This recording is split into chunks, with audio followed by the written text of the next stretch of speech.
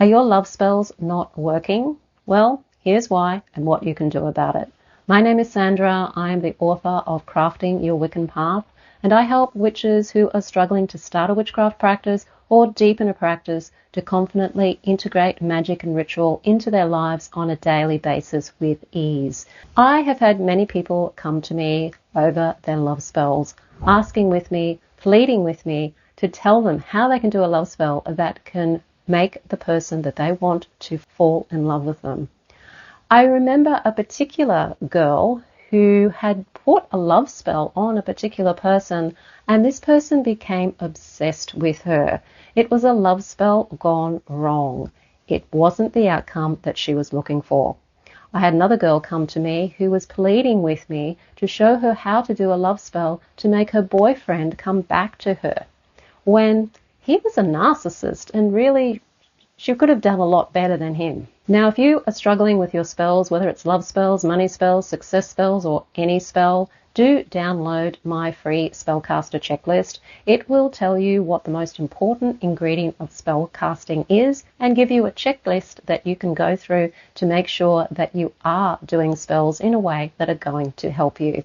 It's free. There's a link in the description field below this video, and you can also pick up the spellcaster checklist on my website, mysterywitchschool.com. So the first reason why your spells aren't working is because your spell is probably based in desperation. Yes, love magic and money magic tend to be done with desperation behind it. And desperation can simply mean that you are just feeling at your wit's end. Nothing's working. I have to have this love relationship. It's the end of my life if I don't. I don't know how I'm going to survive without this relationship. I'm going to feel terrible and awful if I don't have a relationship. And you will be going on and on and on and on in your head about all the reasons why being alone is keeping you unhappy and why you can't stand being alone anymore. And not saying that any of those reasons aren't valid reasons, but you need to look at them and you need to understand what you're telling yourself. Because when you come to magic out of a state of desperation, you're going to either block your magic or you're going to get results that are not going to be the results that you want. What you need to do instead is cultivate patience with magic, cultivate self-love so that you know your value, you know that you're worthy, you know that you're lovable, and come from there without needing the relationship. Desperation is coming from a place of neediness. You're telling the universe that you need this relationship, and that if you don't get it, your whole world is going to fall apart. And this neediness is actually doing the opposite. It's actually telling the universe that you don't want it. It's not something you want, because you're telling the universe, I can't have it. I'm not good enough. I'm not lovable enough. I don't deserve a relationship. No one wants to love me. So even though you think that you're sending it out there to the universe, that you're telling the universe what you want and how you want it, you're actually telling the universe the opposite through the fear that the desperation is causing. Now, it's not easy to stop that. What you need to understand is, what are the beliefs behind the desperation? What am I telling myself about myself and about my life and my situation? And come to terms with your present situation as it is. Understand where you are now and make peace with it. Make peace with your situation right here, right now, not having the relationship, basically. And do the spell. Still do all of the steps of the spell. Surrender it to the universe. Get on with your life. Come from a place as if you already have the relationship on an emotional level, which will be a state of feeling peace, a state of feeling love. When you already have your relationship, you're not going to be feeling needy and desperate, unless you're afraid of losing the relationship, which is another thing entirely. So what are you going to be feeling when you're in that relationship? You're going to be feeling stable, you're going to be feeling steady. That's what you need to feel now. That's what you need to feel before you have the relationship. It doesn't mean you have to feel that 24/7, but every time you feel yourself going into that desperation and that neediness role, step out of it and go, no, what would it feel like if I already had this relationship? Imagine what that would be. Imagine yourself in that relationship and spend a few minutes being in that feeling place, and then get back into the rest of your life. This is something you're going to have to practice. Every time you feel desperate, every time you tell yourself you're not lovable enough, or what's going wrong, I've tried everything and it's not working, step into where you want to be. You might have to do it many, many times a day, but keep doing it, because as you keep doing it and you keep stepping into that version of you who has what you want, then the magic will be able to work for you rather than against you. Mistake number 2. The person that you're wanting to bring into your life also has their own free will. They also have their own desires. And so they are putting it out there to have a relationship as well, even if they're not even consciously aware of it. And so when the two of you come together, it's because the two of you have wanted the same thing. And so you're matched together. Remember, that other person has free will. That's why it's never a good idea to cast a love spell on a specific person. Cast it more broadly. Cast it on the person that you truly would like to have, as in personality traits that you'd like them to have. Write every one of those personality traits down. And imagine an imaginary person who has those qualities. You don't have to imagine what they look like unless you want to get that specific. But just imagine that you're being with this person who has these qualities. What does it feel like when they show you these qualities? And then you're more likely to attract from a person who has a similar match to you vibrationally. That's what you're wanting. That's what you're wanting to do. Which brings me to number 3 mistake. Casting a spell on a specific person. Most of the people who come to me on this situation usually fail in their magic. That's why they're coming to me. They've tried all kinds of manipulative magic to try and get a specific person to fall in love with them, and it's failed. Why? Because that person has free will. That person has the ability to be able to make decisions for themselves. And in cases where it has worked, and it has worked well, that person is in alignment with you. And there's an aspect of them, probably quite a big aspect of them, that came to that freely anyway, and would have come freely anyway. Most of these types of spells don't work. And if they do work, if it's not of that other person's free will, often they end up in really nasty situations. I had a girl come to me who did have success with the spell, but the guy became obsessed with her and wouldn't leave her alone. Now, I don't know whether she had put obsession in her spell. Maybe she did. But if you are doing spells on a specific person, then make sure you don't put in there that they become obsessively in love with you, because it will turn into obsession. Be very careful in how you word your spell. Really try to grow up and mature and stop trying to manipulate other people to fall in love with you. I've had girls come to me saying, "Oh, but I love him." That's not love. Wanting someone to fall in love with you because you are infatuated with them and you think you're in love with them, maybe you are in love with them, if that person isn't interested in you, then give them their free will. Allow them. The most loving thing you can do to someone is let them go. It really is. If you love yourself enough, if you have enough self-esteem, if you have enough self-value and self-acceptance, you will let them go. Unless that person's being manipulated by another person, and that's why things are happening, you don't want to interfere. If the relationship isn't working and you've done all you can on your side to try and make it work, you've looked at where maybe you were doing things wrong, but that person still wants to go, the loving thing is to let them go. Number 4, the reason why your spells aren't working at all, whether it's love spells or money spells or success spells, even healing spells, is because you're misaligned with the result.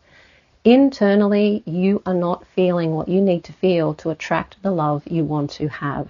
And that generally comes from beliefs about yourself and the world around you, and your beliefs around love and relationships. If you believe that all the relationships that you've had thus far have been nothing but disaster, and that you seem to attract people who aren't suitable for you, or people who cheat on you, or people who abandon you, people who abuse you, then you need to start looking at your beliefs about yourself and how you're beating yourself up, and must be telling yourself internally that you're not good enough, that you don't deserve more than that. Because we do carry these subconscious beliefs that we're not lovable, we're not good enough, we don't deserve, we're not valuable. And when we carry those beliefs about ourselves, we tend to be attracted to people who will actually treat us that way and reinforce those beliefs. It's like we're looking for confirmation that we aren't good enough, that we're not valuable enough. So who you're attracted to can actually show you what you're telling yourself you are. So when you're doing a love spell, you really need to be clear about what your beliefs are around yourself.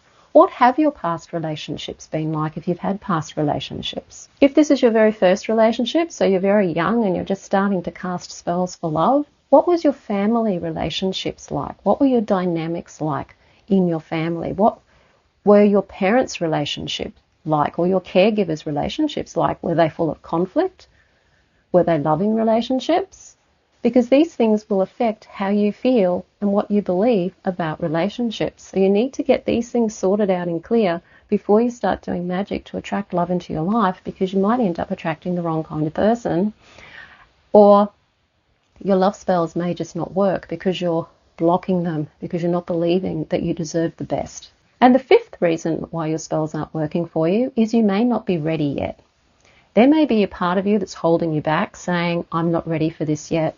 It's not safe to have a relationship yet. And you may not be totally aware that you're telling yourself this and that you're holding yourself back, but you may be. So once again, get clear about your beliefs and what you truly, truly want and why you want it in the first place. Witchcraft and magic, occultism, it's all about know thyself. The magic we do is mostly really on ourselves. And the more we know about ourselves and the more we're aware of what we truly want and desire, that's coming more from our higher self and our sense of destiny and heart's desire, the more successful we're going to be with the magic. But if we're coming from a place of lack and coming from the ego's fear of lack, then the spells often don't work out that well. So make sure you're not holding yourself back from having the relationship you want by some belief that's telling you you're not ready for it yet.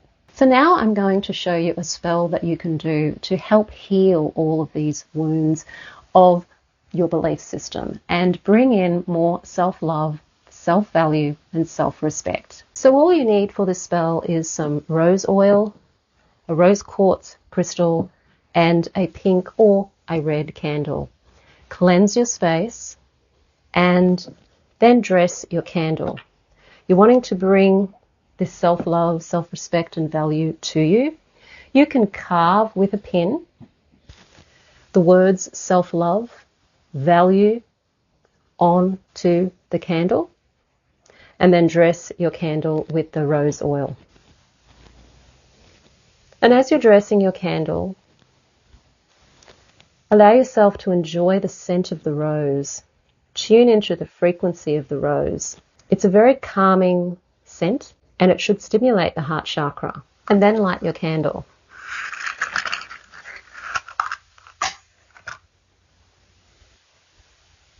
And as you're focusing on the candle flame, just say the words self-love, self-value.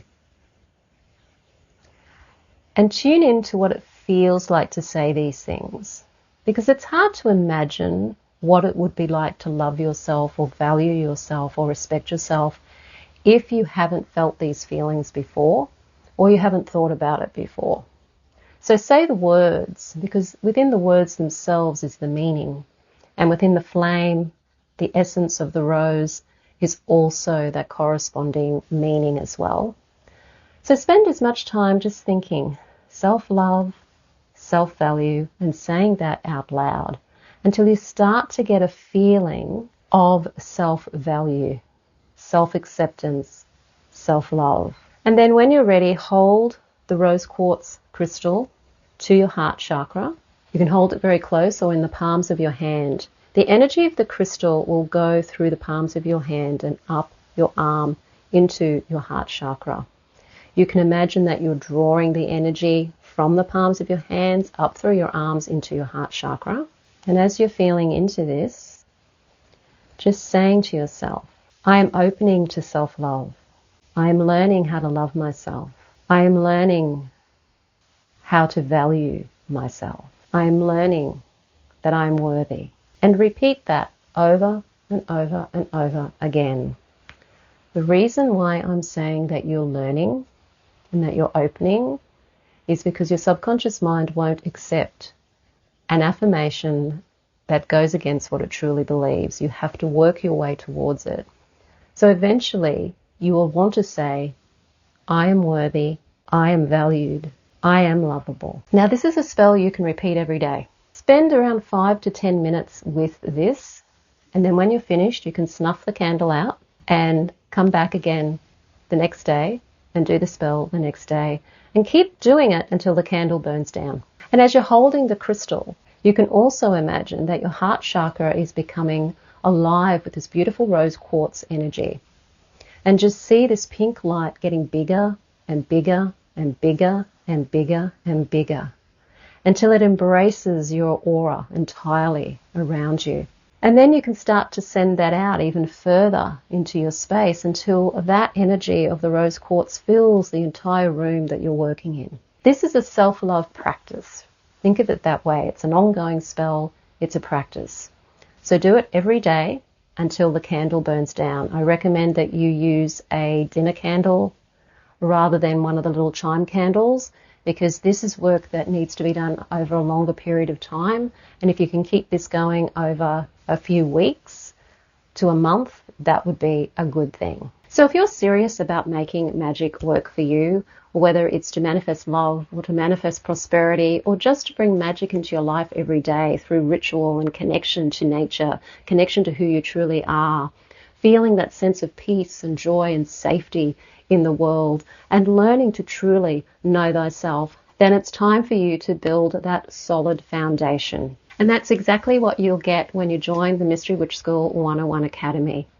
For 12 months, you get modules that help you learn to connect with energy and work with energy, manipulate energy, to work with the lunar cycles, to work with magic, to learn to work with deities like Hekate, like Briad, like Lu, like Pernunos, and bring magic into your life on a daily basis. Not necessarily to do spells every day, but to connect you to spirit, connect you to who you truly are, and change your life for the better.